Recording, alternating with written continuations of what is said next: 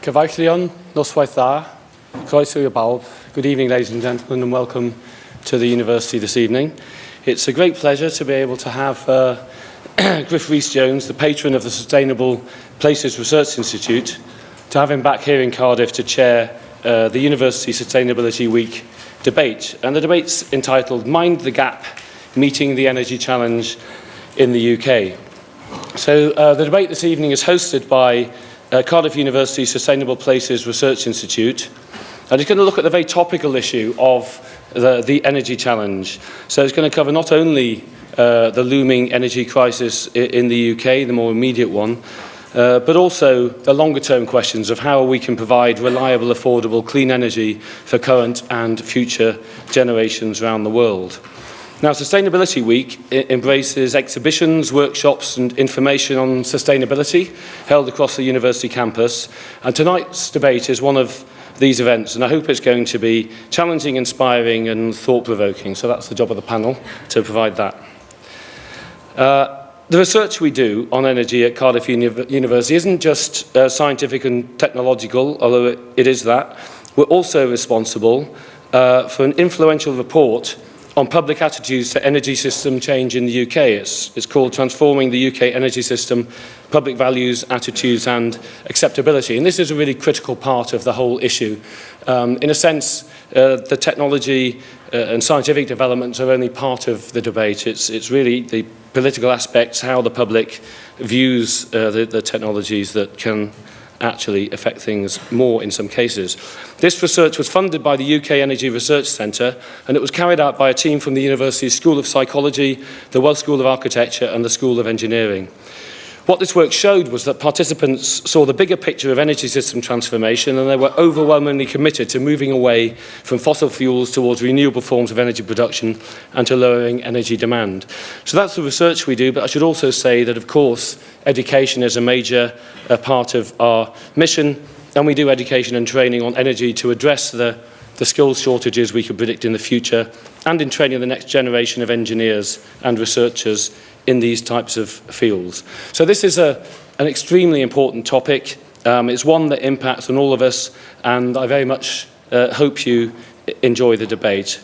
And now, ladies and gentlemen, please will you welcome the panel, and particularly Mr. Griff Rhys Jones. Thank you.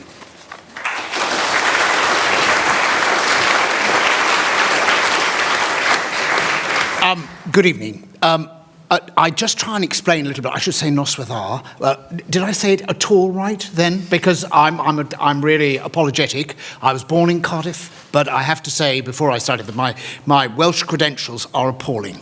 I turned up a little while ago because I was nominated for a BAFTA at the Welsh BAFTAs, and on the way in I was asked what I felt about being up against a Welsh presenter, Hugh Edwards. And I said, well, I'm born in Cardiff and I was brought up in Epping, but all my family came from Cardiff, and the clue is in my name, Griffith Rhys Jones, and I feel quite Welsh. And he said, OK, let's stop the camera. He said, let's start again.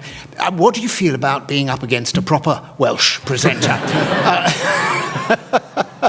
So I apologise for not being, well, I apologise for being insufficiently Welsh for this job. But my role here is, I was asked a while back to be patron of the Sustainable Places Research Institute, which I'm very pleased to have done. And like all patrons, my job is simply to turn up and be congratulatory. So like a member of the royal family, occasionally I turn up and say, very well done, everybody. What great work you're doing. And they are doing great work, and this has now extended my role into being the moderator in this fierce debate that we intend to have here today.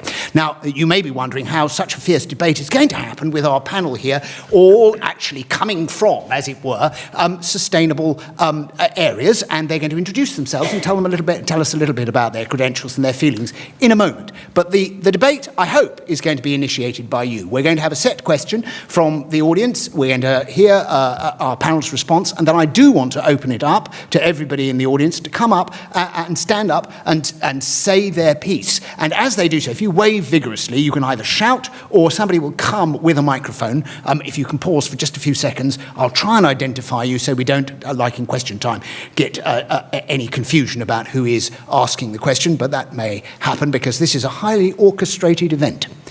which means it'll be utterly shambolic. But let me start by introducing our panel tonight. Simone Lowthe-Thomas is Head of Community Energy at Severn Energy, and Simone is responsible for the delivery of a wide range of community energy products and programs. So what does that mean, Simone? What it says in the tin, I think. Yeah. I work with communities to help communities look at their resources and identify potential for taking... Sorry, can you hear me now? Sorry, I apologise for that. I work with communities to look at their resources and see how they can use their resources to use energy efficiency measures or install community-owned renewable energy programmes. Right. Okay. And Dr. Adam Corner here. So, Adam, can you tell us what your role is in the general world of sustainability? In the general scheme of things. Well, I study public attitudes to climate change, ask why people might be sceptical about climate change, what their views are about different energy technologies, and I guess I'm here on the panel tonight to make the case for people's views, people's values, as being a kind of critical part of the conversation about how the energy system will change, because I think often the facts and the figures, the technical facts and figures and the science kind of drowns out people's views, people's values that are underneath them, when actually, as well as a technical challenge, perhaps more than a technical challenge, climate change and energy system transformation is a human challenge. But you're a research associate in Understanding Risk Research Group. So what is the risk that we are studying here in sustainability? I think the risks are manifest with doing absolutely nothing about climate change would present some really quite serious risks to Wales, to the UK, but even more so beyond the UK.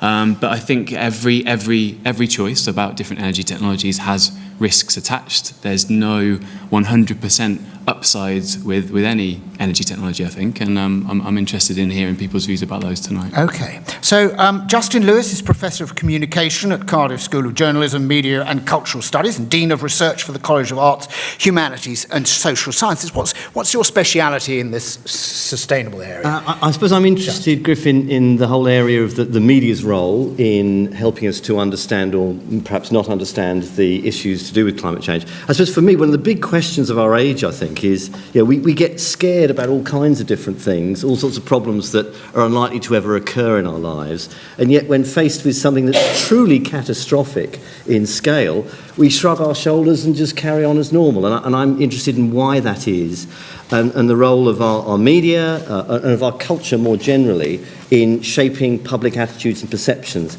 And I suppose the question I've been trying to ask in my research is, what can we do to shift the culture and the way we report these things so that perhaps we begin to take it more seriously?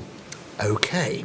Now, Alun Davies is Minister for Natural Resources and Food in the Welsh Assembly. Alun, where does the Assembly stand at the moment on sustainability and renewable power? Well, like all politicians, we're in favour of everything that the audience in front of us says and demands. In terms of where the Welsh Government stands, one of the things I think we need to do as a country, as a nation, as a people in Wales is to demonstrate that things don't have to be the way they are and that we can do things differently. And, politicians are quite often criticised for being short-term in the sense of our opinions only last for 3.5 years.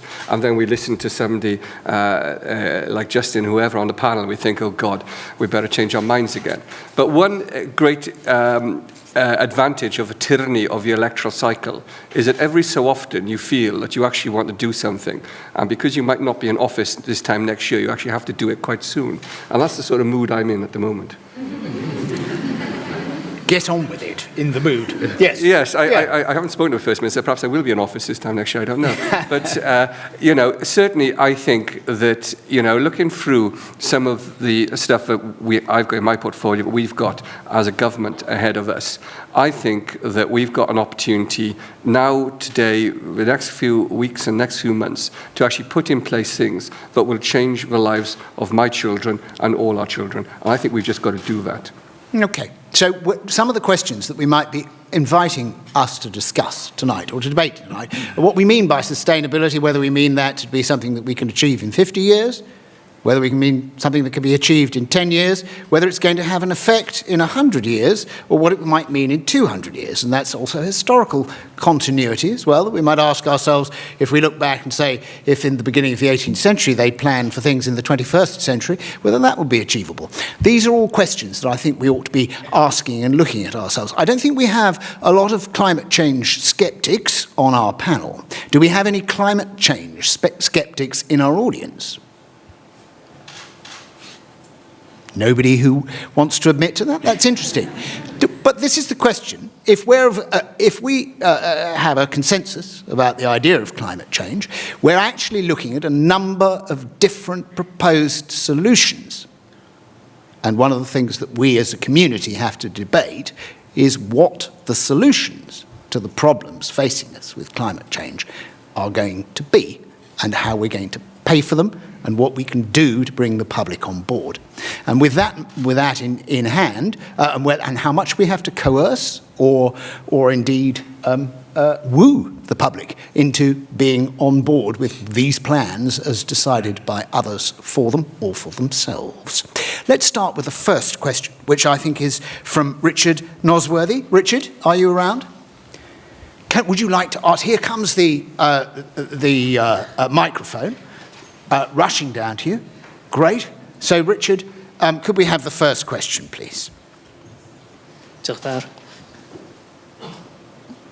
Hello. I'd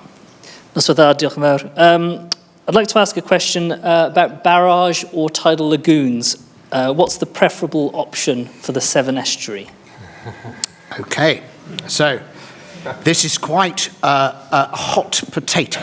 Let's put it that way, and also, if I may say, very close to home, being just literally outside our harbour walls. So, Simone, let's start with.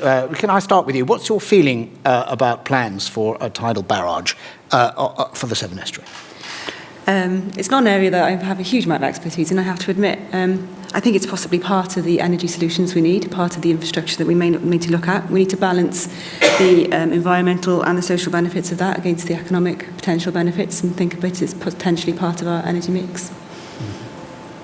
But apart from that, I mean, there is a considerable concern about the interference, if you like, with the natural order and the natural world. The Severn, as we may know, has suffered over the last 50 years from a considerable amount of pollution problems, particularly in terms of farming runoff from fertiliser and potentially, so I'm told, from Severn Oak Forest and from some of the problems that we have with the Severn in relation to the salmon. Population of salmon has fallen from its maximum in the 1970s ever recorded down to its minimum as recorded today. That's actually quite a short time ago.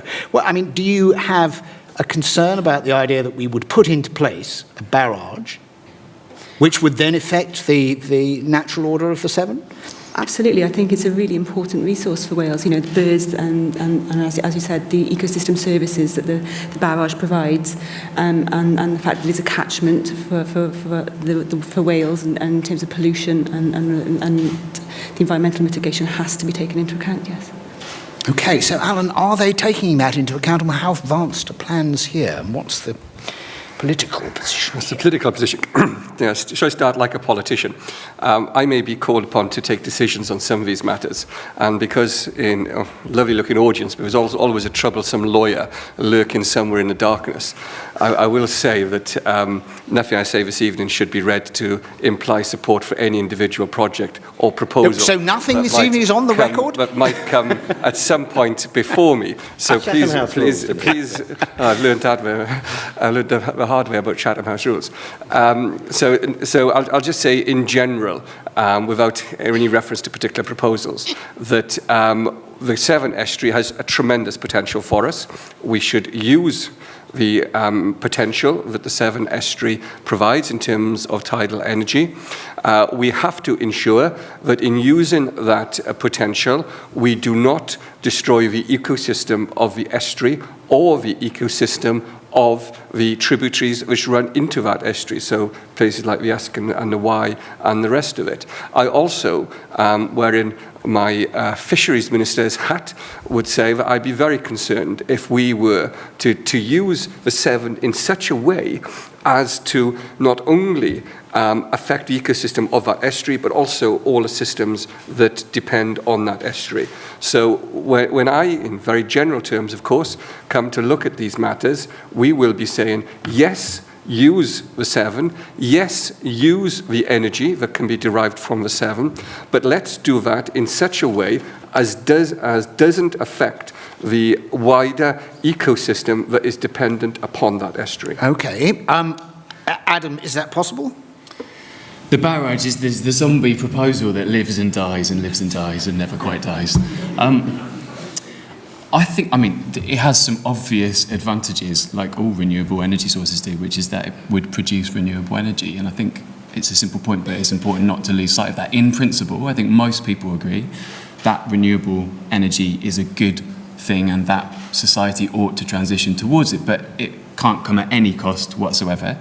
I think for me, the question about any renewable energy development is whether big hydro or big wind is any different in principle to big oil, and the same kind of corporate concerns that might come along with that. So the question is it possible to move towards renewable sources of power, but to do it in a socially and locally, environmentally just way, I guess?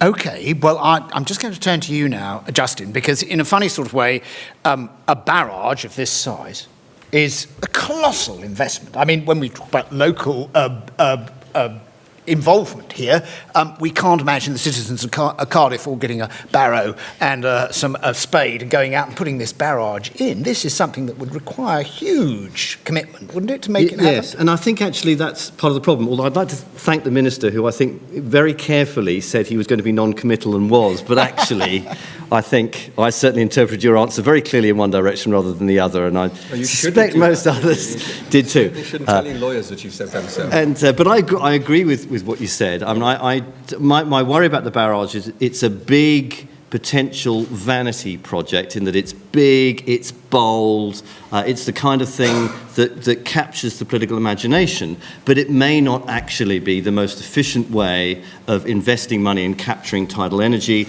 with reducing environmental damage. It seems to me the tidal lagoons option is reproducible in all kinds of ways, that will be much more effective, requires less investment up front. Whereas, I mean, as Adam said, we're going to be arguing about a huge project like the barrage forever because the amount of investment involved is so large and the opposition will be so profound, I doubt it will ever happen. So let's get on and do something that we actually can do, I think, and invest in smaller tidal lagoons projects to start with to see if they work, and then we can expand and develop them. I think that would be very clearly the obvious way forward, and I'm delighted that the Minister agrees with that, although... There is a group that have proposed this. Sorry. There is a group that's proposed the tidal barrage, and they are trying at the moment to raise investment to do it, and they have talked about it being between 5 and 7% of the national electricity requirements.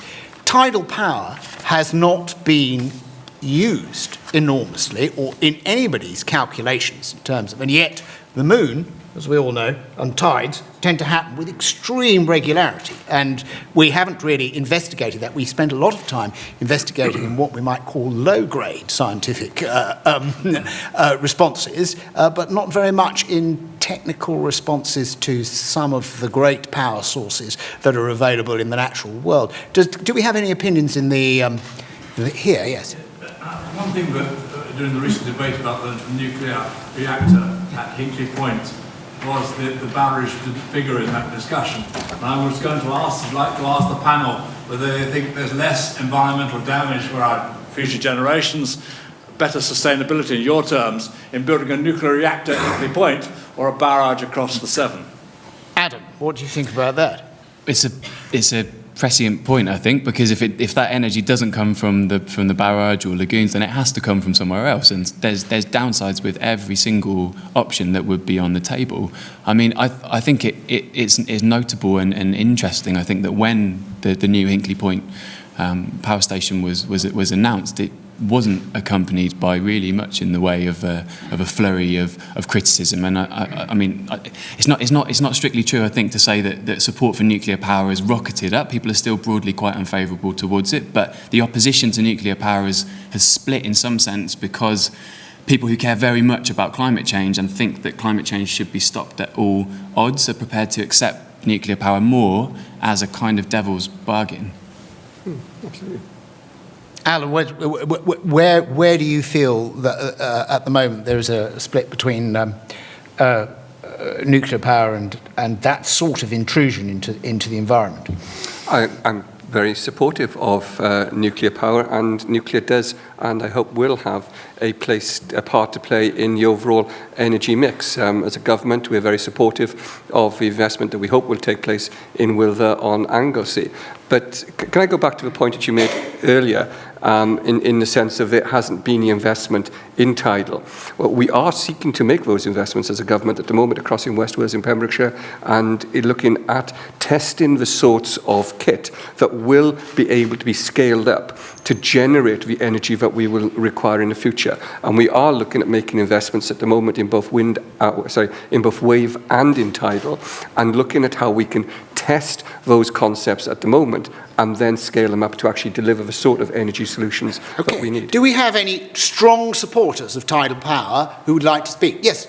No, but it doesn't matter if you're not. Let's hear what you have to say. It was less about tidal than about environmental impacts from nuclear and environmental impacts from renewables, and whether they're being given the same levels of consideration. For example, you could have radioactive wastewater from a nuclear power station into the Severn estuary, which would cause horrendous environmental damage to fisheries and other ecosystems. I'm just wondering, we hear all these arguments against things like the barrage project. Are we receiving the same information about the impacts of nuclear and fossil fuel plant that are going in? It seems to me there's a bit of an imbalance. A lot of views come up about renewables and the negative environmental impacts of that. Alan, I'm interested in the effects of nuclear power on the Severn estuary. I can understand people do have these concerns. You know, people who know me know I used to work in the nuclear industry. I worked in the Atomic Energy Authority for some years. And I understand that there are very real concerns in the community about different aspects of nuclear power. But I also understand that those concerns are magnified the further you move away from a nuclear site and a nuclear plant. Those communities who have hosted nuclear sites for an extended period of time tend to become more familiar with what those sites are, what they do, and the concerns tend to be less in those sorts of areas. So, you know, for example, there'll be more concern about nuclear in Cardiff than there will be in Llangefni, is what I'm trying to say. So I think that I hope that we have a regulatory regime in place. Certainly, I'm confident that we have a regulatory regime in place that will ensure that the use of Hinkley C, as we talk about here, or the use of any other site anywhere else in Wales, will happen in such a way as to ensure that public protection, public safety and the environment are protected as a part of that. And certainly as a minister responsible for Natural Resources Wales in this country, I'm very confident that we do have that regulatory structure in place. I think what I was particularly interested in was whether the two are being treated in the same way. Because, for example, there's an awful lot of local, but perhaps minority opposition to things like wind farms and to the barrage. Are they being treated in the same way? Well, this is a question which I'd like to put to Adam, because in a way, Adam is this is part of your research area, isn't it, Adam? The idea of public perceptions. Yeah. What I think is puzzling to the general public, and I speak slightly as one of those minorities, is that there's a sort of, it's difficult. We're not comparing, we're trying to compare chalk and cheese all the time. I mean, we're very concerned all the time about trying to find a level intellectual plane to deal with. But each of these problems is in fact an individual problem with a different set of concerns and worries, and for people, and that in order to achieve the one, we're going to lose other frame. So if we have large quantities of wind farms, we're going to effectively industrialise a lot of our countryside.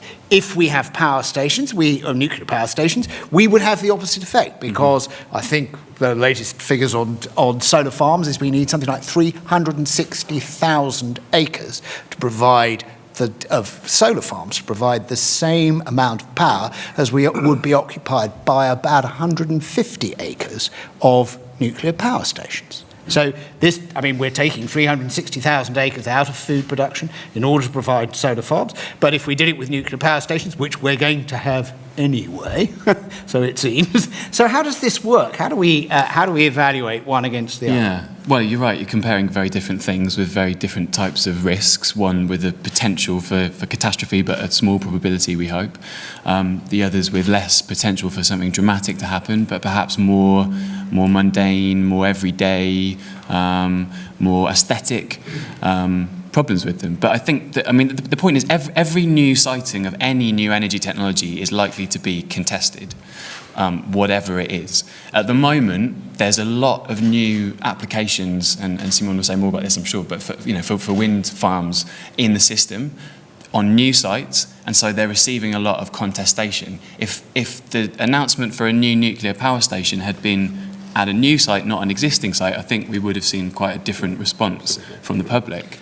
And the question is absolutely right to say that in some sense, therefore, it sort of distorts the debate a little bit, I think. Okay, well, I'd like people to think about that and come back with answers later on. Let's move on to question 2 from Crispin Cooper. Crispin, where are you? Hello? Oh, you're equally far away, unfortunately. Our questioner's right on, but we'll get to you in just a second.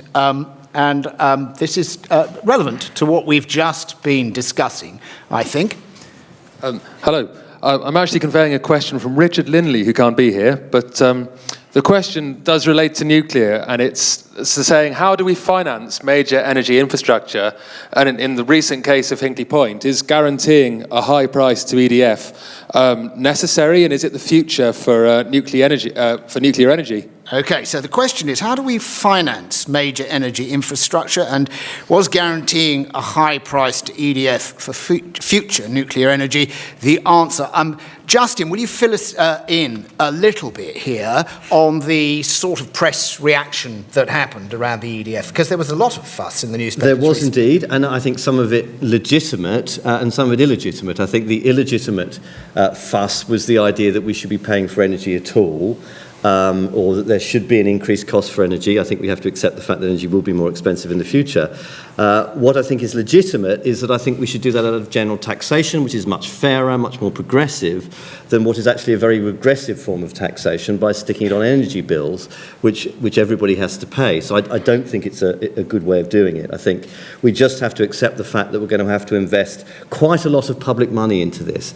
Just on the nuclear thing, because I think we were in danger of emerging with a bit of a consensus around this. So just to sort of throw a spanner in that works. Good. I don't know as much as the Minister does about this topic. I fully accept that. But don't assume that for a moment. I do worry, when I think of who in the world would I trust most to make reliable engineering and technology, I would say probably Japan. I think you look at the league tables of all the most reliable cars on the market, they're all Japanese companies. And if they can't build a safe nuclear power station, I'm afraid I do not trust that to happen here. So sure. I do worry about it. It seems to me we have other alternatives available. We should use them. It's not even cheap. All right, so we're venturing into a sort of chauvinistic idea of racial characteristics in the manufacturing of technology. But I'm going to come over to you, Alan, to talk a little bit about that, because is there the will? Let alone whether there's the money, but is there the will to see huge investment in infrastructure coming from the public purse? let's say this, in terms of nuclear in the United Kingdom, we've had one incident in the United Kingdom in 1957 in Sellafield, or in Windscale as it was then, and that was largely as a result of our over-optimistic reading of some temperature gauges. So, we have got a very good record in the United Kingdom on all of those issues. But let's talk about the price of energy.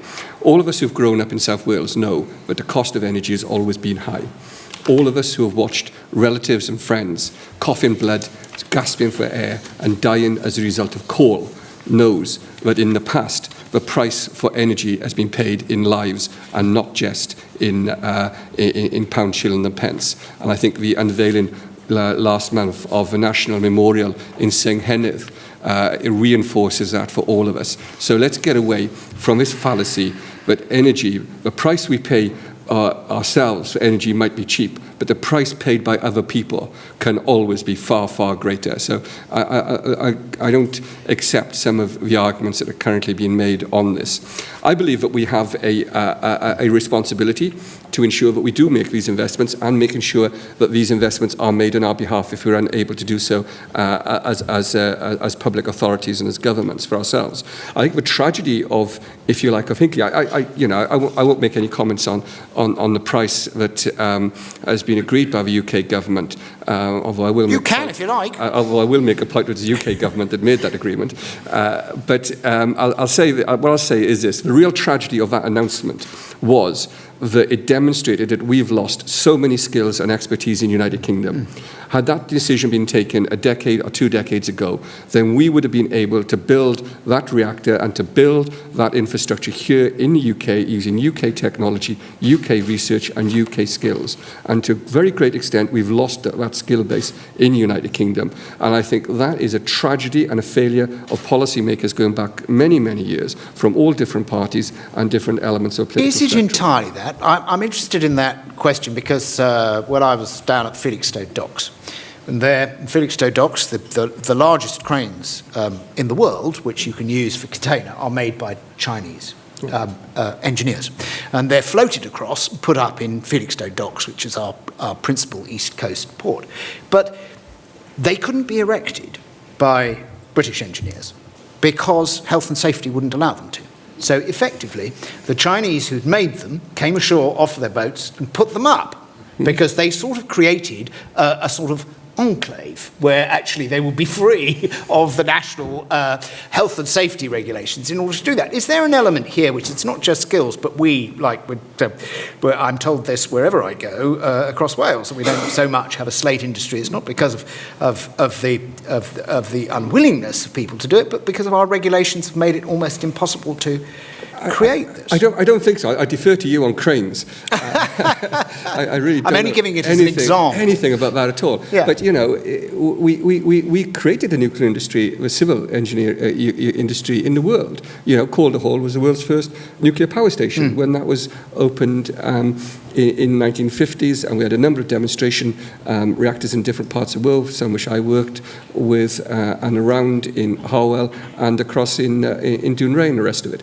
So we had that expertise, and for some decades, the United Kingdom was a world leader in this area. We are no longer so. We are no longer so, not by accident, but because we didn't take the political decisions that would have meant that we would have had those skills available to us today. And I just think that's a tragedy. So in order to answer the question, where we are today is as a consequence of not taking decisions that perhaps we should have taken in the past. And if we continue not to take those decisions, the decisions available to us will be even less palatable in the future than perhaps some of us find them today. So, Adam, why is it so difficult, seemingly, for British people to want any more to spend the money, whether it's railways or power stations or whatever? Why has the government taken so long to make any proper decisions about future energy policy? I mean, we are talking about an abysmal record going back 30 years of postponement of ideas about, and that's one of the reasons why we hear from Alun that we no longer have the skills requirements to do that. What is it that's happened? Are we in such a form of democracy and political situation that we can't take any hard lessons, that we refuse to accept that things like power stations have to be built? I think maybe people don't want to spend any money from their own limited purses, because on the one hand, as the questioner pointed out, the government seems able to predict or to bet on or to fix energy prices a long way in the future. But on the other hand, the rhetoric coming out of the government at the moment is that their hands are tied on the profits and the prices of the big six energy companies, and there just seems to be a bit of double speak, a bit of double think there. I think which one is it? Are they able to intervene, or are they not able to intervene? I mean, I think I'm going to refer back to the research that the opening remarks mentioned on public perceptions of the whole energy system, and what that research found was that there's principles that underlie attitudes to any specific technology or whatever it might be, home insulation. And one of those things is affordability, and of course that does encompass people's energy bills. But affordability means more than just the price of household energy. It also means balancing the needs of today against investment in the future. So I think people are prepared to see. I mean, in some ways, you could say that the fact that energy prices have been so low up until now, or especially around fossil fuels, is one of the major problems that's landed us in the position that we are now. There hasn't really been any environmental cost associated with using fossil fuels. So I think there's a distinction to be made. Energy probably shouldn't be cheap from fossil fuels, but on the other hand, bills do need to be more affordable for people, and that's a kind of much broader equality, social justice, distribution of wealth issue, I think. And Simone, do we think that we're actually doing the right thing to be thinking of this in terms of a national grid and national power? Can we be providing more, as it were, in our backyard and locally? Yeah. That's something I was thinking, is that, the infrastructure costs for all of these technologies we're talking about are all high at initial outset. But there's an increasing demand for local people to have local energy provided that they can use locally, moving towards a more decentralised system, perhaps, looking at some of the energy that we're already producing and how we're wasting a lot of that energy, particularly when we're looking at heat, and embracing some of the technologies that we see being used in Europe, things like district heating, things like anaerobic digestion, and looking at local solutions that match local resources. And does anybody in the audience have a strong feeling? I mean, this is a question I have to ask, and I have asked publicly before, so I'm going to put it to the audience. We can do this. If we're going to have nuclear power, why are we also having such an enormous effort to produce renewable power as well?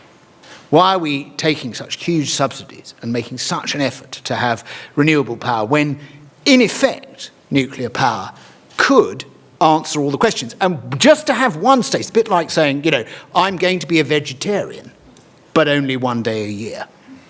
I'm not actually going to. I'm going to be renewable a little bit just to show goodwill. But in fact, I'm going to rely on nuclear power, and I'm going to have it. And in the meantime, I don't quite understand the difference between killing one cow, as it were, at Christmas, and killing cows all through the year, as it were. Go ahead. Sorry. Yeah. Well, you raised the land issue earlier. Yeah. In relation to saying that renewables require more land than nuclear. But some of the scenarios that have high levels of nuclear, which incidentally still do not meet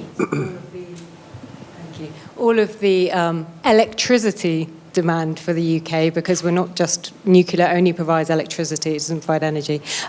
You're looking at 50 new nuclear power stations. We have 18 across 13 sites or something like that at the moment, including Scotland, which obviously we can rule out on nuclear energy. So you'd be looking at a huge amount of land dedicated to new nuclear sites. But nothing compared with the amount of land that you're dedicating to wind power and solar power. Well, it's not just land when you're talking about renewable energy, because you're actually talking about offshore sources as well. So it opens up a different set of questions about space and the resources that we have in the UK. So you're asserting that to use nuclear power would take up more land than it would if we used wind if we provided wind turbines. If we used offshore, quite possibly, actually, yes. Because if we actually used our offshore capacity, we would only need around 8,000 onshore wind farms. We already have 3,000, and obviously All they right, wouldn't be but dashed to all across answer the me this country question, then within a specific size. why it's become a commonplace in the debate for people to automatically say we must take. I mean, John Prescott says it all the time. Yeah, but we have to take energy sources from lots of different places now. Why? Well, what I'd really like to say actually is we've been talking a lot about nuclear and renewables, and they're often posed in opposition to one another, and I actually think there's a false dichotomy, and what we really need to be talking about is moving away from fossil fuels. Okay. So that's what I'd like to thank move us on to. Does anybody else have any...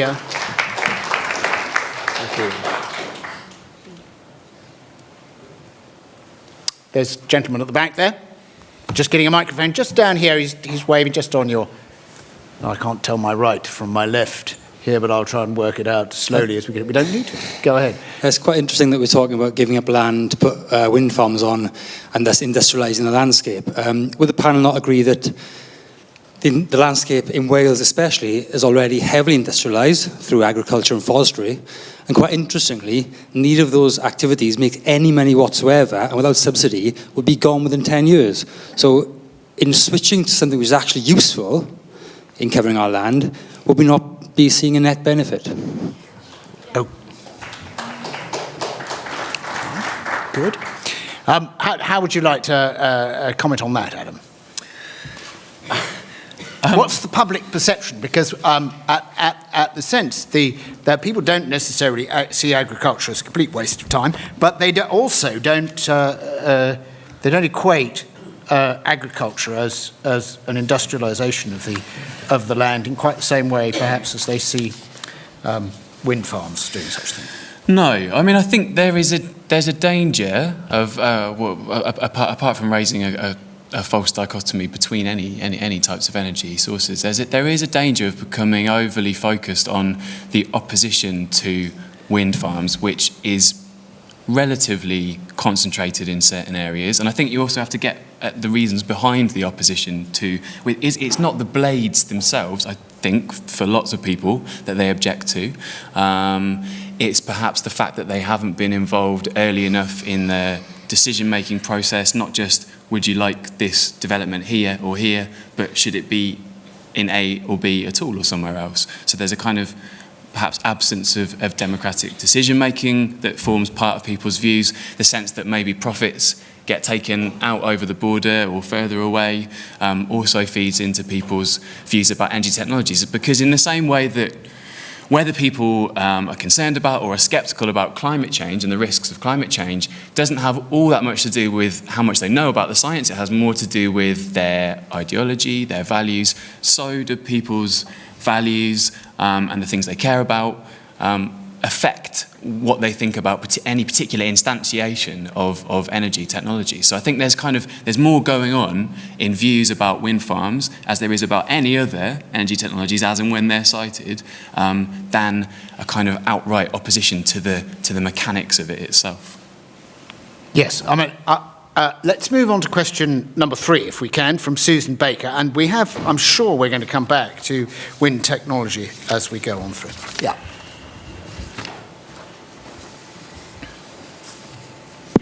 Hello, I have a question about solar power for the panel.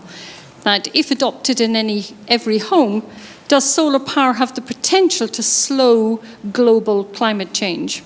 And if the answer is yes, then what policy changes would you like to deliver wider domestic adoption of solar?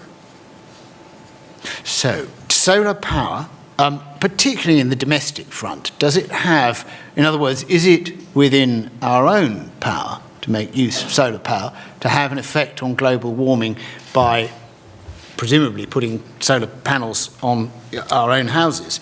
Simone? Yes, I think probably the feed-in tariff has already had quite a substantial impact on people adopting PVs on their roofs and having energy.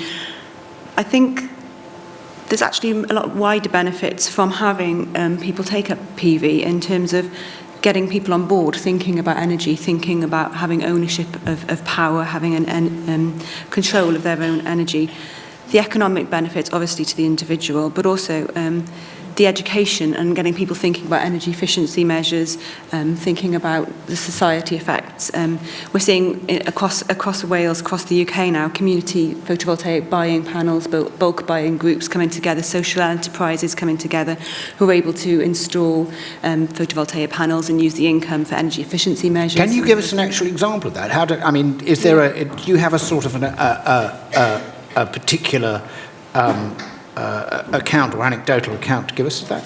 There's a few. One that comes to mind is Brixton in London, who've recently been installing photovoltaic panels and using the income from that to help the householders with their energy efficiency levels, Right, so that's actually happening in an urban environment. They put them on the roofs of the houses in Brixton, as it were. That's right. Yes.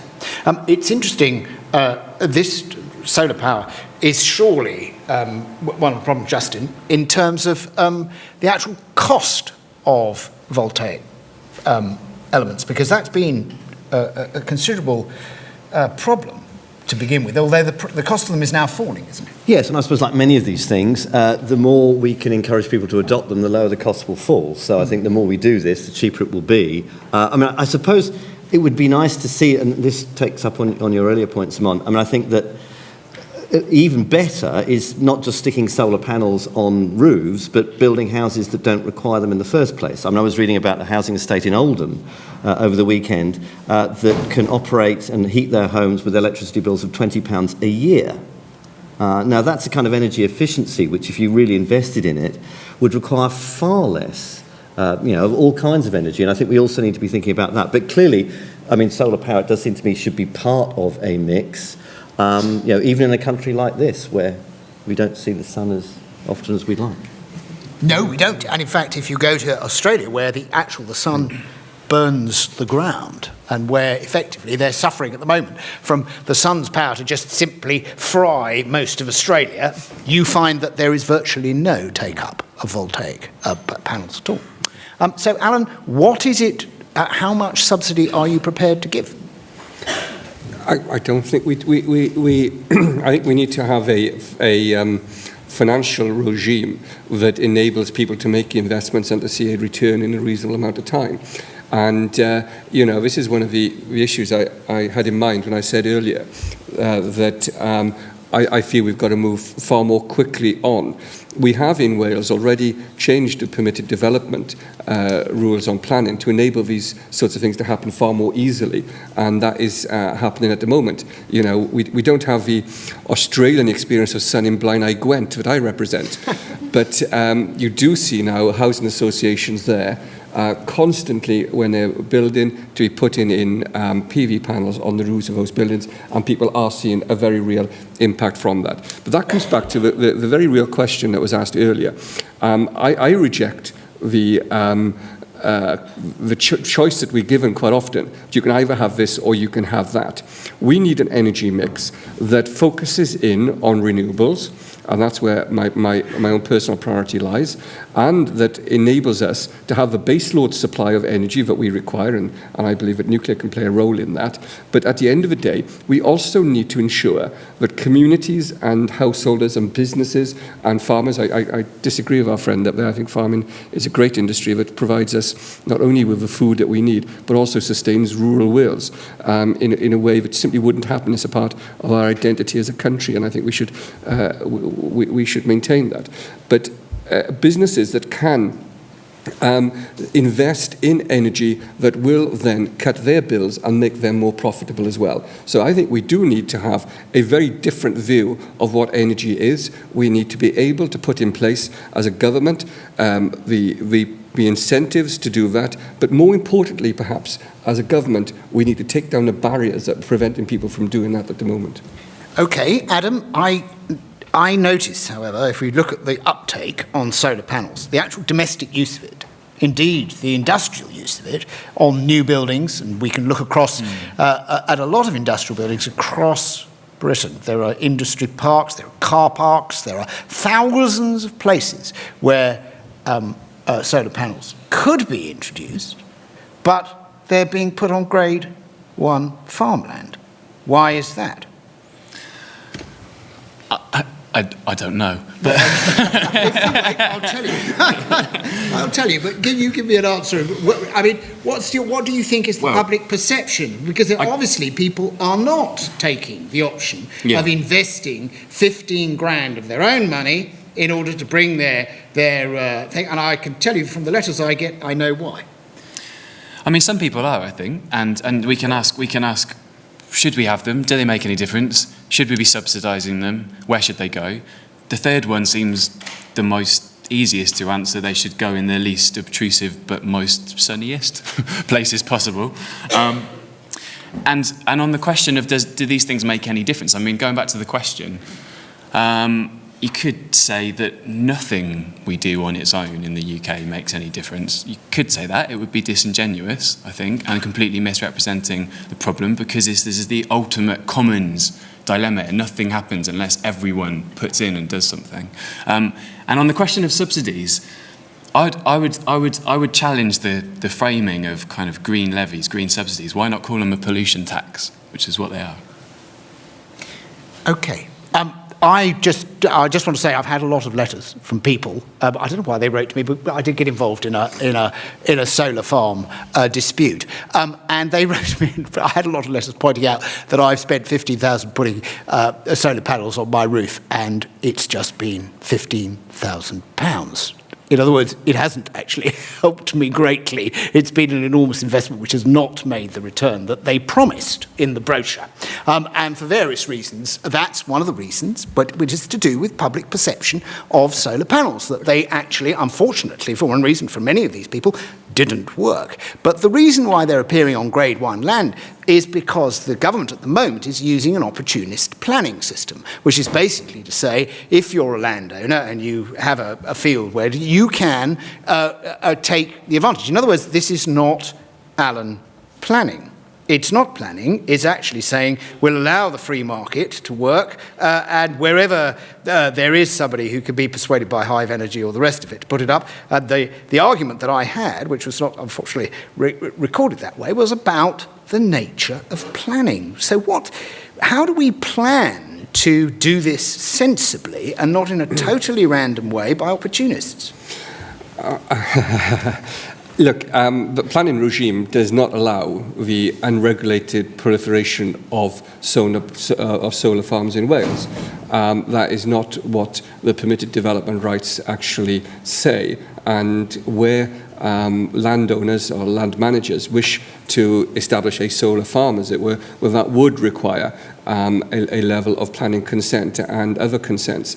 But in terms of the point I'm making is smaller scale, based on individual businesses, homes, or quite small communities. But can I say the bigger, wider point than that? You discuss your roof and the money you've spent on panels on it. Oh, it's not mine. No, it's letters I get from concerned citizens. Oh, it's somebody else's roof. Sorry. No, I've been very, very happy introducing various renewable devices into various recycling of buildings, because this is the other thing we're going to have to talk about: new buildings versus old buildings. 90% of our stock is not new, it's old, and we're not getting any help from the government, proper help, to recycle those buildings. The proper green attitude we're doing. Well, I would disagree. I would take issue with you on that. But in terms of where we're going, in terms of the, if you like, the mis-selling, not to misuse that term, I think one of the issues I come up against, talking to farmers and talking to very small communities who've tried to invest in a renewable technology, usually wind, right? Yes. I've said, we met this person at the Royal Welsh Show or wherever it was, and they said, this is the optimum size turbine for your community, and this is the sort of benefits you can get from it.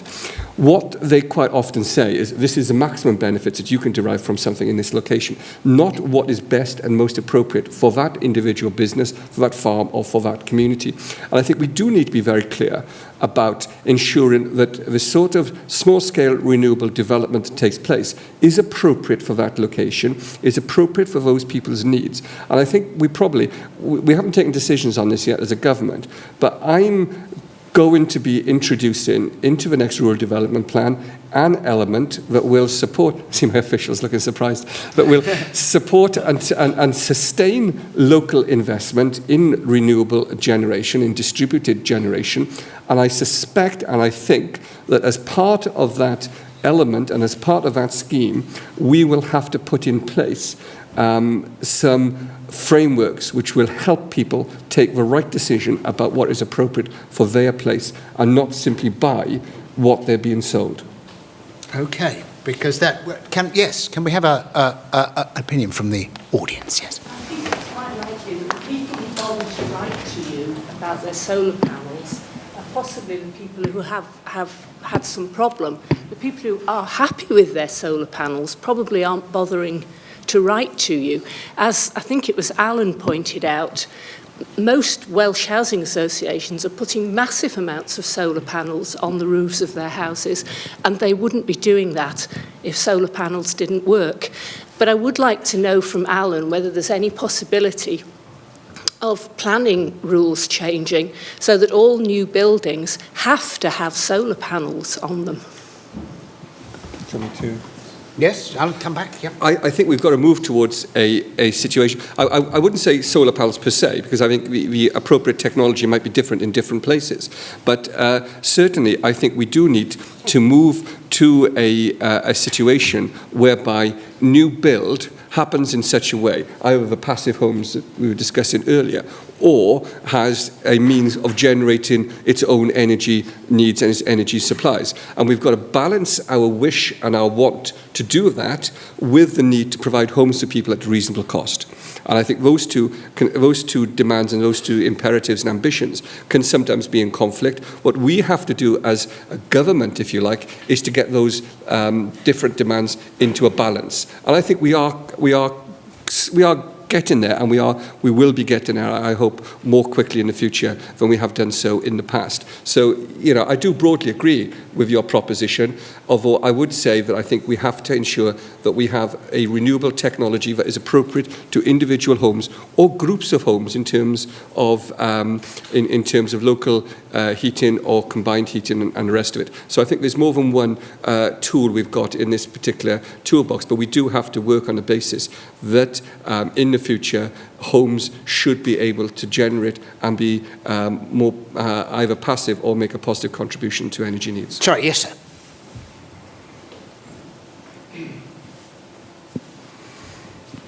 Thank you. Just to add a bit of information to the debate, really. In terms of photovoltaics, I happen to know that in Germany, almost unbelievably, they've got about 30 gigawatts of installed PV capacity, and that's domestic, which is a fantastic figure. And the reason that happened was the government has given very favourable feed-in tariffs. So if the government wanted to go down that route and support sustainable PV, then the feed-in tariffs, you could do it almost, over a couple of years. Yeah. And I think the UK government did start, but if you remember, they cut the feed-in tariff rate right back. So it is possible. It's definitely possible. There's 30 gigawatts of installed PV capacity in Germany. It's an unbelievable figure.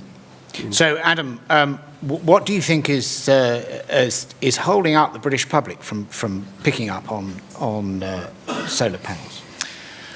I think there isn't a kind of salience in the national conversation about climate change and energy in general, and that's a major problem. And as the opportunities go past for engaging the public in a really serious, substantive way, like for example through things like the Green Deal, the plan to insulate 14 million homes by 2020, an incredible opportunity to speak to people about how they use energy, what it means, what the options they see for them, which might include putting photovoltaics on the roof, it might not. But instead, the Green Deal is being presented as a kind of dry financial transaction that might save you some money somewhere down the line, is kind of financially beneficial, hopefully, but you have to pay some money up front to get the assessment done in the first place. It seems incredible to me that we're not using these opportunities to start to kind of tell each other stories about what the energy future might be like. And I think to answer the question, when it does become more salient, because it's involved in all these things, planning policy, how much the government ought to interfere in private markets. Climate change and energy is central to all of these things, but it's kind of silent. Even in the government's own policies on climate change, you don't see climate change mentioned very much. The UK government. The UK government. It is different in Wales. Yes, can I move on to a question from Jim Poole now? Jim? I'm sorry, I'm doing them slightly different orders because of the nature of some of the stuff we've covered already. Jim, thank you. I've got a question on the management of energy demand.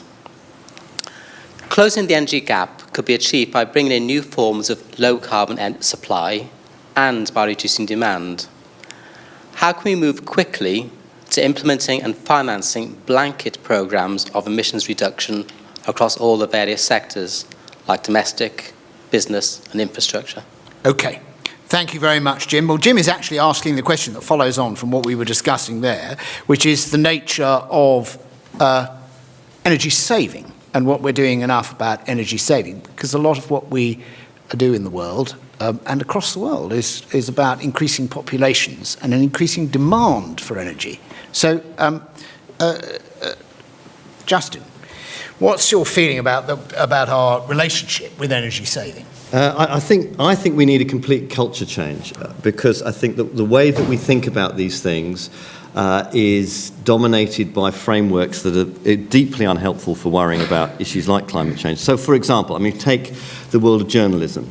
Climate change reached its peak in terms of coverage in about 2007. Since then, year on year, the coverage we give to that issue has begun to decline, which creates the impression, I think, in the public mind, as you get with other kind of crises around things like bird flu, that you get a lot of coverage and then it seems to go away, so probably the problem has gone away. That, I think, is a problem. We also have a huge problem in our biggest cultural industry. The biggest cultural industry we have, which is the advertising industry. The advertising industry is 15 times the size of the global film industry. So we put 15 times as much resources into that as we do into the entire film industry.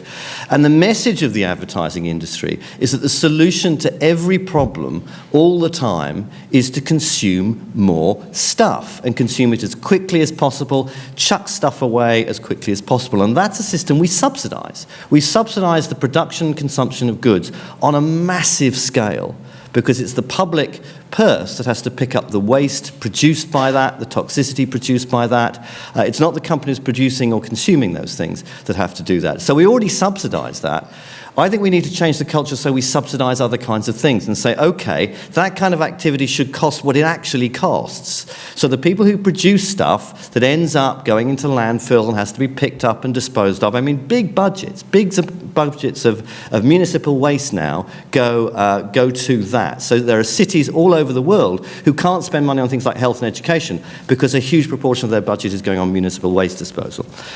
If we stopped subsidising that and we subsidised more sustainable ways of behaving, so for example, suppose we subsidised people whose job it was to fix things. You don't see people like that anymore. The number of shops that you get on the high street that fix computers, electronic goods, they've all disappeared. That skill set has disappeared. But if we subsidised that activity and taxed production and consumption in a different kind of way to make it more sustainable, I think we might get that kind of culture change. But we also have to think about, do we really want our biggest form of culture in this society to be something deeply tied to the ideology of consuming as much as possible all the time? Or should we free up our creative industries to talk about all other kinds of things as well? Okay, Alun, I'm going to go straight.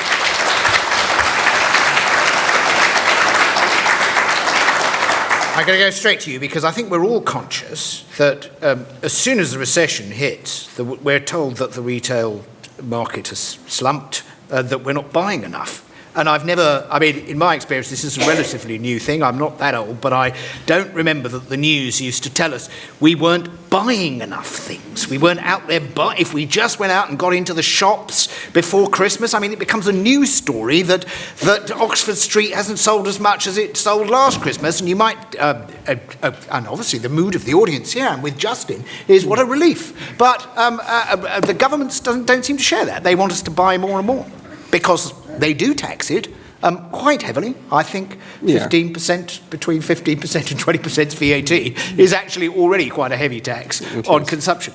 It is. I will say, right at the outset, Justin, we do actually pay people to mend things in Wales. We've got a very good organisation called Care and Repair in my constituency and in other constituencies that do repair things in people's homes and do provide that service for people. And I think that is rooted both in a commitment to social justice, but also in a wider commitment to the way we live and the way we need to live. I've made a number of statements over the last few weeks since the IPCC report on climate change. I'll say it again, that the Welsh Government believes that climate change is taking place. We believe it is a consequence of human activity, and we believe that all governments in all places at all levels need to take action to both address the consequences of that, but the roots of climate change itself. And we need to do that, and in Wales we will do that. And I'll be going to Warsaw at the end of this month to take part in a UN conference to actually to make that point and to ensure that our friends from elsewhere in the world understand that there is more than one voice and one view in the United Kingdom. But can I say, in on wider sense, in terms of answering your question, when I was appointed to this particular role in March, I led a debate a few weeks later on the nature of green growth. I chose that topic because all too often we've seen a false choice given to us. We've always been given false choices about other things, and a false choice saying that you can either live a decent and have a decent quality of life, or you can save the planet. You can't have both. And we've been given that choice time and time again. And I remember as a child growing up in Tredegar, we were told you can either have the pits and people die there, or you can have unemployment. You can't have a decent environment, you can't have decent health, and you can't have the creation of wealth at the same time. You've got to take the choice. We rejected that, and we reject it today. So what we're going to be looking at is growing the green economy, promoting green growth, and we're bringing some international, if you like, experts and specialists to help us develop those sorts of programs. But we're also investing in exactly the sort of energy efficiency schemes that was described earlier. I made an announcement last month that we're investing an additional 70 million in energy efficiency in Wales. We have already helped tens of thousands of households both address issues of energy and efficiency of energy, efficient use of resources, but also, of course, then address issues of fuel poverty as well. Because I'm absolutely convinced that when we address one element of this equation, we also address the other elements as well. You know, one of the things that really frightens me now in November as we head into the winter is the impact of cold weather is going to have on people in my constituency in Blaenau Gwent. There are people in my constituency who are cold in their homes at night. There are older people who are ill because they are cold, and there are children going to school who can't learn because they couldn't sleep last night because they were too cold in their beds. That's an absolute tragedy that's happening in Wales and the United Kingdom today. So in investing in energy efficiency, we not only become more resource efficient in exactly the way that you would describe in terms of circular economy and all of those sorts of issues. You should read the white paper I produced last month. I hope you do at some point, because we're trying to do exactly that and putting a statutory framework in place that will drive that way of thinking. But also, by doing so, we begin to change the way that people live and the lives that people live in Wales. And I think that's a tremendously exciting agenda. Joe, just to clarify this, the form of energy efficiency that you're talking about, are you talking about reducing the amount of energy that we use in order to provide more energy from people who are cold, or are you talking about the people who are cold being in a position to supply more, to do more about their own energy efficiency by insulating their house and so forth? We're helping people achieve resource efficiency and stay warm at the same time. I don't think you have that choice to make. And at the moment, people are using vast amounts of energy. The housing stock in Wales tends to be quite a traditional housing stock, and we do have a higher proportion of homes that are more difficult to heat than in many other parts of the United Kingdom. So our housing stock is quite it has a different mix of homes than in many parts of the UK. And as a consequence of that, we use more resources to stay colder, essentially. And what we're seeking to do is to minimise the energy resource that we need to use in order, and at the same time, enable people to be warm in their homes. And I think those two are both sides of the same coin. Okay. I don't think it's one or the other. No. Now, Simone, is it within our own capabilities to reduce our energy consumption? And are people doing it enough, or being advised how they can do that? I'm not sure they're doing it enough. I think the information is certainly out there. A recent study by the Energy Saving Trust showed that people have a genuine concern about security of supply for the future, and are prepared to take action on energy efficient measures themselves to try and provide enough energy and to try and to put energy efficiency measures into their homes. I think it's a way of educating people about some low cost and no cost solutions that they can start implementing today to help reduce their energy demands. As the Minister said, tackling fuel poverty is something quite different from that. We need to engage with people. We need to show people how they can address these things. Programmes like Street Ambassadors, where you can train local people to go out and talk to the people on their streets, to their neighbours. So you have some peer-to-peer mentoring, making it easy and accessible to people is really important, I think. Because one of our problems across Britain is the fact that we've had a lot of demonstrations from architects. Not just the use of solar panels, but really more efficiently in the way that we could build much more efficient buildings than we do. And they appear quite regularly in the newspapers. They are sometimes quite expensive to build, but the real problem is that the majority of the population do not and will not have the opportunity to live in a newly built house with all those advantages, but have to do something about their house and what they live in at the moment. I agree. I think a lot of the measures so far, things like cavity wall insulation, loft insulation, have happened. We have very hard to treat homes in Wales in particular. Looking to somebody like the National Trust, who very recently have saved 33% of their energy this year, mostly on historic buildings, most on difficult to treat buildings, have really shown how you can be creative and how you can use really innovative ways to save energy and make cuts in your bills.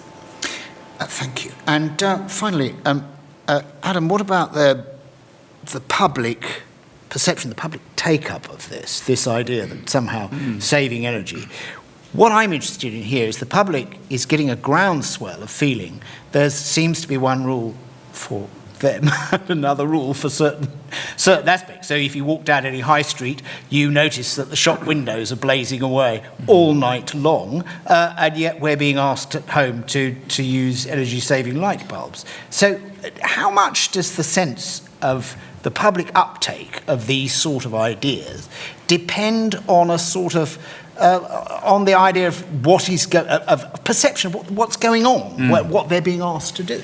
Yeah, I think people consistently in surveys and studies say they want to see the government lead on sustainability. They want to see the principles that they're espousing being put into action, and in some ways, I think people are rightly sceptical about trivialising the problem by saying, this is the biggest challenge we face, now unplug your phone charger. That doesn't make sense. But there are measures that you can take around the home that have really serious, significant energy savings associated with them. Insulation's win-win. It protects people from the rising costs of energy bills. But what's interesting is that talking again about the Green Deal is that it was launched in order to try and increase uptake of these things. Actually, a lot of these insulation measures and home energy efficiency measures have been available, I think, for free on lots of schemes for a long time, and people haven't taken them up, which suggests that it isn't just the financial barriers that people have got to overcome, although it shouldn't cost people, for sure, it shouldn't cost people money. But there's kind of psychological and social barriers. So then you come back to what story are we telling people about why they ought to be doing this in the first place. And if insulating our homes was the only thing that we had to do, then maybe saying if you do X, Y, and Z, it will say 50, 100, and 150 pounds a year would be all that was required of an engagement strategy. But actually, that's the first step in however many policies will follow after this. And so it doesn't make any sense to not be talking about the underlying rationale at this point, which is climate change and decarbonisation. Does anybody have any opinions about the way that, for example, the concentration of focus of the government is going, or our governing bodies is going into this sort of attitude? Yes. I think, thinking back about your question about demand-side management, I think that government spends very little time looking at how we can manage the temporal way that we use energy. For example, we get up in the morning and we all go and make a cup of tea, and we have to switch on, 6, 7 power stations just so that we can do that. And that's the most energy-intensive part of our kind of 24-hour cycles. And it actually takes a lot more energy to turn a power station on and then back off again because no one wants tea anymore. We have these flows all through the day, not just in household energy, but we all go and get on mass transport at the same time of day. Surely there's a lot more that we can do as a policy intervention to enable people to live in a more flexible way so that we can make the use of the resources we have in a more logical sense temporally. But this institute has just done a survey which, interestingly, showed that people are very concerned about renewable energy. They're concerned about green matters, but they don't want to fly less. That actually overcoming some of the things that they've taken on in the modern world and saying those things are, in other words, as human beings, we have a tendency to say one thing and possibly do another. And it would be interesting to know how many people arrived here by foot and how many actually came here and used power to arrive here, especially on a wet night like tonight. And so these individual responsibility are things that, in a way, are part of this argument, aren't they? Sorry, did anybody want to come in on that? Yes. Let's be facetious. Let's imagine turning the London Eye into a giant wheel for all these rippling walruses for the obese generation to actually be generating electricity. Yes. Yes. Yes. Can we turn the London Eye into a gymnasium? But more to the point, a long time ago, I wanted to invent a machine which meant that when my children watched television, they had to bicycle in order to keep the television on. And if they stopped bicycling, the television would fade and go off, and that would sort of help them in all sorts of ways. But we don't necessarily... We have this problem with obesity and the younger generation. I was a teacher once. I used to be appalled that you'd have primary school children who couldn't run across a hall because they just didn't get enough exercise. They spend their lives playing on computer machines and getting fat. Now, that fat represents energy which is not being burnt. Indeed. Can we just ask, because I think this is that we have two other elements to just finish off this evening. One is, and I'd like to go to you, Justin, is about the public perception and the idea of a morality involved in this, and the notion that over the last 3,000 years, I would say, various philosophers, thinkers, intellects, and let's hope Cardiff University is full of those, have attempted to influence, if you like, the patterns of behaviour of human beings. And it's always an optimistic hope that we might turn into better human beings with a better sense of mutual responsibility. Is such a thing possible? Is it possible for us to take on, as a population in general, a sort of moral urge towards the sort of idea that you were talking about, where we were less involved in the consumption of goods. We were somehow more living on a higher plane. Isn't that something that people have asked for since the beginning of time and failed effectively to achieve? So what makes you think that in some way you might achieve that by being passionate about it now? It's a good question, and climate change, I think, is a particularly difficult one, because if you think about the leaps of imagination that you have to make to worry about climate change, I mean, you have to worry about things that aren't going to happen, things that will happen as a result of things we're doing now that will happen years in the future. You have to worry about the fact that the people who are going to be worst affected by this don't live where you live, but live somewhere else. You have all sorts of leaps of imagination to make, I think, but for us to do that requires, again, I think, a bit of a culture change for that to become a moral issue. I think it could be we get morally concerned about all kinds of things. So, you know, we got extremely concerned because the whole culture told us to be concerned about issues like terrorism.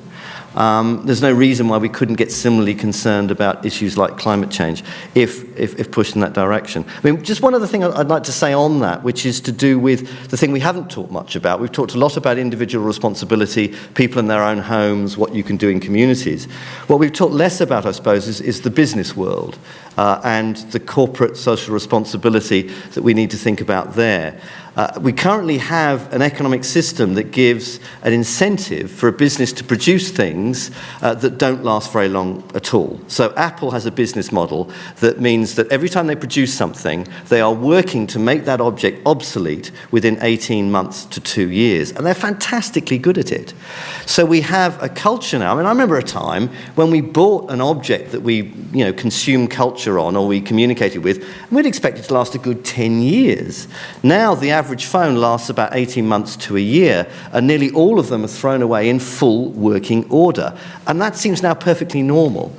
So to make that a moral issue, I think, is a really difficult one, because we have a whole industry telling us that's what progress means. Yes, but it's also true to say that we have a resurgent China as a result of that sort of built-in obsolescence and that sort of economic view of the world. In other words, that we are taking ourselves into an industrial revolution, but it also means that we have, as long as we have a growing industrial world in China, in Brazil, in India, and a new emerging middle class, and I have been, most surprisingly, to a Rabari wedding in Kutch, where everybody, including the children, had mobile phones. You know, and these are tribal people who herd camels, and they have them because, in a way, that our consumer society is creating this superfluous quantity of things, but it's definitely improving their life. So, for that reason, I'd like to ask Nick Pidgeon if he'd ask our final question.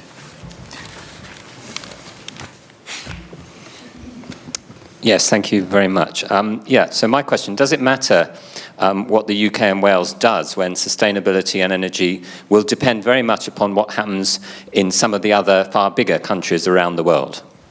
So, Alan, does it matter what the Welsh Assembly does if the great titans of the world, one kind or another, are going their own way? Well, I hope it does. Can I say this? I don't think anybody wants to be lectured on morality by a politician, but I think that we do need and we have to work together across different communities in different places to actually deliver the sort of security that we want for future generations. And, you know, I've had these conversations as well, you know, why are Europeans lecturing us and why we can't have a fridge? You know, those sorts of conversations. And I think there is a fake morality, if you like, in Europe and in the West in particular, the middle-class West, that says, you know, you shouldn't be doing this and you shouldn't be doing that, to people who are striving to keep their children alive. And I think that's an absolute tragedy. And we do need to have a very different conversation with ourselves. But, you know, I'm beginning to think perhaps that these conversations aren't simply geographically based, but are based within communities in different parts of the world and different countries. Because we do live, you know, the days when you could characterize a world as between rich and poor, north, south, rich countries, poor countries, was always difficult, but I think are finally gone. You have a middle class in different countries, in different parts of the world, in all the major countries, all the major territories of the world, that is based entirely on the sorts of consumption that you've described today. And then you have, in most of those places, a very poor population that actually pays the price for that level of consumption. So in terms of how we address issues around climate change, in terms of how we address much wider natural resource policy, I think we've got to look far more in terms of eradicating poverty and ensuring that we have sustainable green growth and the creation of wealth in those means, rather than simply saying, if you live in this place, in this territory, here in this part of the world, there's nothing that you can do to influence that part of the world. So I think those debates, I think the nature of those debates and the way those debates have been framed in the past have really got to change. And we've got to have a very different sort of debate, which is based as much on eradicating poverty as it is about other things. Simone, what's your feeling about, I mean, because in a way you're involved in quite local and small contributions. Yeah. But how do you feel that reflects, or how can that example be made to work across the world? I think they are small contributions, but you need small contributions, lots of small contributions to start to make a difference, to get everybody thinking about the same things, to get people taking action, even if they're small actions, that they all feel that they're contributing towards a larger goal. And understanding that larger goal is really important, not just at local level, but understanding where individual actions fit into the larger strategic and planning across the region and across, as you said, the globe. Right. Now, and Justin, I mean, we both commented on the fact that that everybody now has a smartphone, and those that don't aspire to have them. But I have to say, it's extraordinary, the reach of those things. How can we make everybody want to be green in the same way that everybody wants a smartphone? Because the funny thing is, the smartphone is advertised. The smartphone is, and you may believe, I don't quite believe that. I believe that people want smartphones because they're actually useful to them, and they have completely changed the economy. For example, for African farmers who can now deal in their own product through the use of these fairly suspect products, perhaps. But the point is that the take-up of something that helps them as individuals is almost immediate. It barely needs them to work very hard to make sure that everybody in the world wants one of these things. How are we going to do that with the idea that they should also want to save electricity and look out for the planet? What's missing from the green agenda, that it doesn't reach people in the same way? I mean, it requires, I think, a concerted effort. And I suppose the trouble is that our biggest concerted effort at the moment, in terms of the amount of energy and creative energy that we have, and creative talent that we have, is concentrated very clearly in one effort, which is to persuade us to buy more stuff, some of which may be great stuff, some of which might not be so good. Okay. But that's the huge effort. But if we had a similar kind of effort, concerted effort, that directed us towards other goals, there's no reason why we couldn't achieve things in that area as well. But I'm not seeing it. I'm not seeing anything like that level of communication. Okay. What about you, Adam? I mean, you've done quite a lot of research into the take-up of these ideas. How would it become... I mean, for example, if it were possible, I mean, I've looked into this myself because I believe in China they're now manufacturing very low-tech hydroelectric power things, which you literally just throw in the stream and get a very small current off, but enough to do something with. And one of the problems we've had with water renewables is that actually they've been very high-tech, very expensive to put in, haven't really, but these low-tech, totally sort of simple devices are suddenly going, everybody wants one, because they get an immediate reaction, they get something very quickly off it, and that's suddenly being quite a big take-up across China, because it's free electricity. And one of the problems that we have at the moment is that the green and renewable energy thing is always being couched somehow, perhaps as a moral undertaking, rather than a very useful undertaking. I don't know whether it's the actual physical act of having something new in your hands that's made out of materials that has a kind of carbon footprint associated with it that we crave, or whether it's novelty, newness, progression. Those things don't have to be carbon intensive. at all. But I don't think we should expect the most innovative solutions to come from here. And I hope very much that the middle classes in the emerging economies make more sustainable decisions than we have. And I think we can't lecture anyone about anything until we've had a go at putting a solar panel or equivalent on everyone's house. Yes, sorry. Thanks. The way the world looks at it is different. There's the educated population, and then there's the general population who don't go into reading a lot of literature, but just see something and take the message. And what I understood ever since I've come to the United Kingdom is that we get a lot of wrong messages. People think that in the United Kingdom, United developed world in general, you have electricity 24/7, 365. You have appliances that make your life easier. So what they want to do is they want to achieve that. But when you come here, you see that you're only increasing the amount of appliances we use, and we're reducing how we use our brain, how we use our intellect. We are developing appliances, but we are not developing our brain, which stays with us, but the rest of the things you depend on energy. There are several questions I have, like when you talk about nuclear power or windmills, the first thing is that how do you want to use them? What do you want to use them for? Because the energy problem or sustainability problem, climate change, all of it is not it's not a single individual entity. It's dependent on a lot of other things.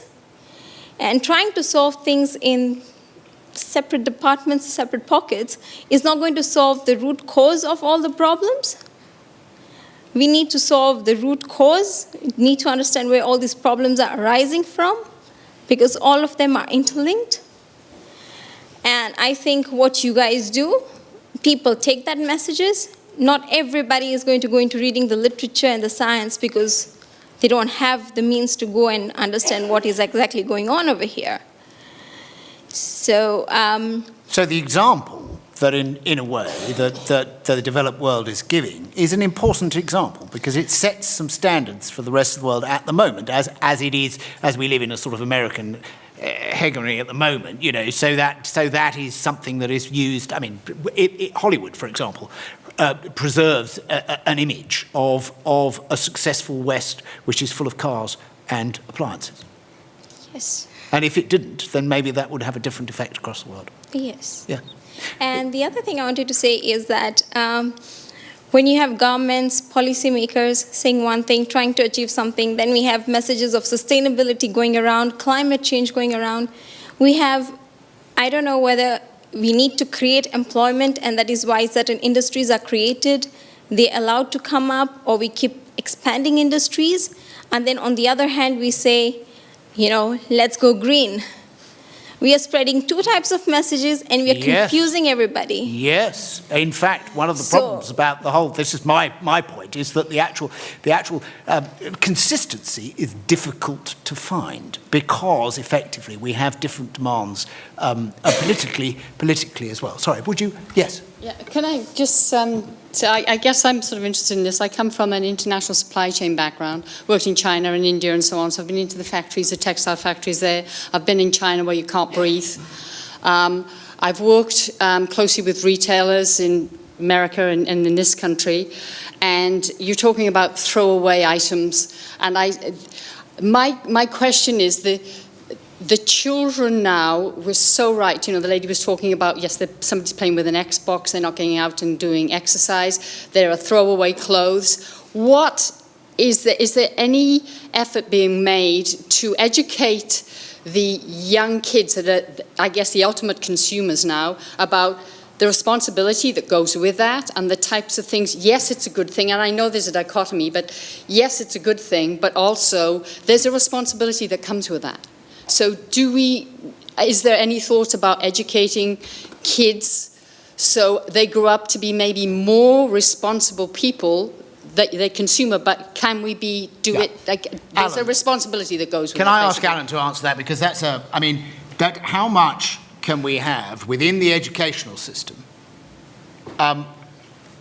education which is effectively, when it starts to blur into what we might call also propaganda, because there's a difference between, us taking a decision within education about what it is that we want to influence young people to think about becomes complicated, because over the years that has altered, changed. In the 1950s we'd have had a different attitude to that, and we look back at some of the things that we might have told children then as being something that we would rather they weren't told today.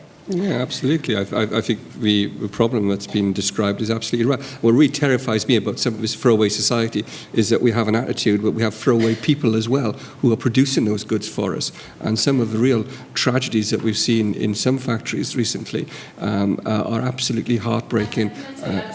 Sorry to interrupt, just one real example. I worked on, and I can't see who this company was, but I know that when the Americans management was coming over to the factory in India, it was like, oh yeah, well we must make sure we get the children out of the way. And I swear to God, that's true. Yes, I can absolutely believe it. I can quite believe it. We are indifferent to that. Can I say, I think we do have a role. You know, obviously within society there are people have different influences in different ways, but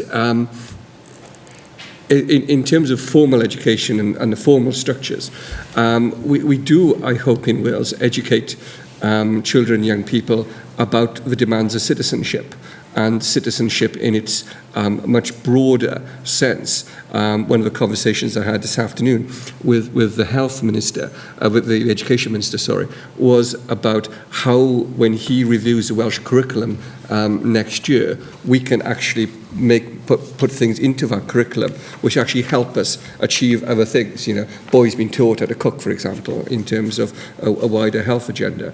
But I think we do need to ensure that children and young people who are in formal education in this country do have an appreciation of some of the issues we've discussed this evening, but also that we create a sense of citizenship which is based on the concepts of solidarity, if you like, around different parts of the world. But also, of course, in Wales, the home of cooperation as well, that a cooperation and collaboration between communities, between countries, between peoples, between nations is actually something which is good and something that we should be promoting. And I think we do have a very real role in creating a sense of responsibility, not just to ourselves in a very selfish way, but in a sense of responsibility to our community, our country, our people, and to other people elsewhere in the world. So I think we do have a very real responsibility to do that. And on that very optimistic note, on the idea that we can influence the future, possibly by influencing the younger generation, I think we've got to bring ourselves to an end. I'd like to thank our panel, Dr. Adam Corner, Alun Davies, Professor Justin Lewis, and Dr. Simone Lowthe-Thomas. And I'd like to thank the Sustainable Places Research Institute for initiating this debate, which has been fascinating. Even thank you for all your help. Thank you.